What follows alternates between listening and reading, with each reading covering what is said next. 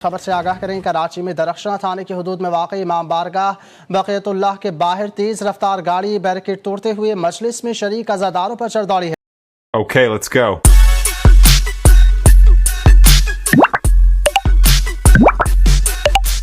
अस्सलाम वालेकुम दोस्तों, मैं हूँ लैला। दोस्तों, आज मैं उस वाक़े के बारे में बात करना चाहती हूँ जो कि कराची में रूनुमा हुआ। और बहुत दुख की बात है कि जो ही मुहर्रम शुरू होता है तो इस तरह के वाक़यात शुरू हो जाते हैं।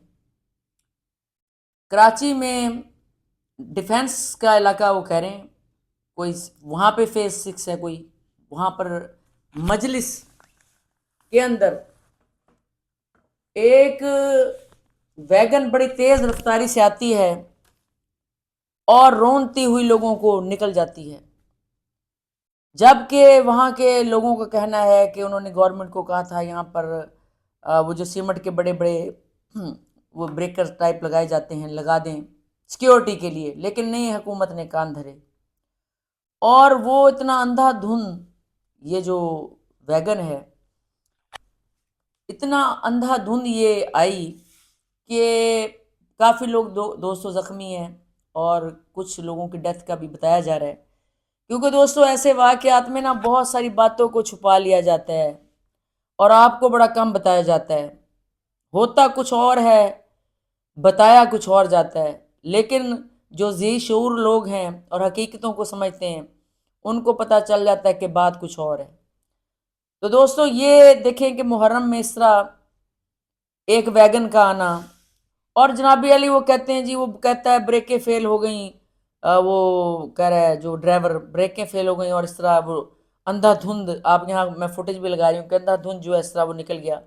मुझे ये समझ नहीं आ रही कि उसकी ब्रेकें जो हैं यहीं पर आके फेल हुई, इसी जगह पर फेल हुई जहाँ मजलिस हो रही थी, मजलिस अज़ा हो रही थी, यहाँ पर आके उसकी ब्रेकें फेल हुई।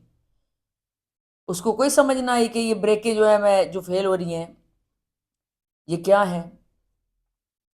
तो दोस्तों, ये बड़े दुख की बात है, तकलीफ़ की बात है कि मुहर्रम के शुरू होते ही ऐसे वाक़यात जो है वो शुरू हो जाते हैं। और अल्लाह माफ़ करे कि अल्लाह ताला इस मुहर्रम में रहम फरमाए सब पर, कि हम अपने मुल्क में ही रहते हुए सेफ़ नहीं हैं। चाहे वो मुहर्रम हो या मुहर्रम के अलावा भी आप देखें रोज़ कैसे कैसे वाक़यात हो रहे हैं, कैसे कैसे क्राइम हो रहे हैं, और ना किसी की जान महफूज, ना माल महफूज, ना इज़्ज़त महफूज। ठीक है, मुहर्रम तो चलो फिर एक ऐसा यानी कि महीना है कि जिसमें फितने उठाने वाले लोग जो है उठ खड़े होते हैं। वो चाहते हैं किसी ना किसी तरह कोई लड़ाई का सीन बने, कोई फिरका वराना फितना पैदा हो और लोगों को मार दिया जाए और लोगों को में वो क्या कहते हैं खौफ व हरास फैला दी जाए ताकि लोग मजालिस का रुख ना करें। बड़े बड़े एजेंडे होते हैं लोगों दोस्तों इसके पीछे, ये भी मजलिस में ना। लेकिन हैरत की बात यह है कि जितने भी कराची में भी ऐसे वाक़यात हुए हैं कि मजालिस में बम तक चलाए गए हैं, लेकिन मजालिस में उतना इजाफा हुआ, लोगों में उससे डबल इजाफा हुआ, क्योंकि बातिल कभी भी हक को मिटा नहीं सकता। हक जो है ना वो जाहिर होके रहता है। ये अल्लाह ताला ने भी कुरान में फरमाया है कि हक जो है वो जाहिर होकर रहेगा। तो अल्लाह का वादा तो झूठा नहीं होता ना दोस्तों, ये तो इंसान के वादे होते हैं जो झूठे और फराड पे मबनी होते हैं।